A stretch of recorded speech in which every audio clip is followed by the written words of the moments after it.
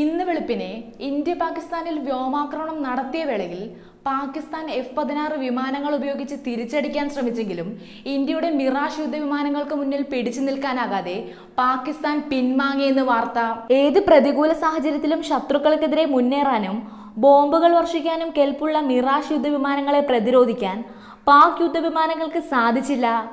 ഇതോടെ പാകിസ്ഥാൻ പിൻവാങ്ങിയെന്നാണ് പുറത്തുവരുന്ന റിപ്പോർട്ടുകൾ. 12 മിറാഷ് യുദ്ധവിമാനങ്ങളാണ് ഇന്ന് രാവിലെ 3 മണിയോടെ നടന്ന മിന്നലാക്രമണത്തിൽ പങ്കെടുത്തത്. പാക് അധീന മേഖലയിലെ ബാലാകോട്ട്, ചകോട്ടി, മുസഫറാബാദ് എന്നിവിടങ്ങളിലായിരുന്നു ആക്രമണം നടന്നത്. പാക് മണ്ണിലെ 3 ജെയ്ഷെ ഭീകര കേന്ദ്രങ്ങൾ തകർത്ത സംഘം 21 മിനിറ്റിനകമാണ് ഓപ്പറേഷൻ അവസാനിപ്പിച്ച് തിരിച്ചെത്തിയത്. പാക് പിന്തുണയുള്ള 3 ഭീകര ക്യാമ്പുകളാണ് ഇന്ത്യ തകർത്തെറിഞ്ഞത്. അതേസമയം നിയന്ത്രണ രേഖ മാത്രമാണ് ഇന്ത്യ ലംഘിച്ചതെന്നും അതിർത്തി കടന്നിട്ടില്ലെന്നും ആളപായമോ നാശനഷ്ടങ്ങളോ സംഭവിച്ചിട്ടില്ലെന്നുമാണ് പാകിസ്ഥാന്റെ അവകാശവാദം.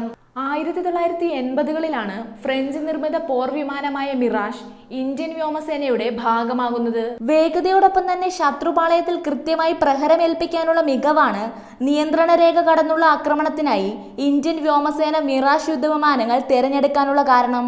രാജ്യത്ത് യുദ്ധസമാനമായ അന്തരീക്ഷമാണ് ഇപ്പോൾ നിലവിലുള്ളത്. ഫെബ്രുവരി 14 നടന്ന പുൽവാമ ഭീകരാക്രമണത്തിനു ശേഷം 11 ദിവസങ്ങൾ കൊണ്ടാണ് ഇന്ത്യൻ വ്യോമസേന ഇന്ന് നടന്ന ആക്രമണങ്ങൾ ആസൂത്രണം ചെയ്തതെന്നാണ് റിപ്പോർട്ടുകൾ.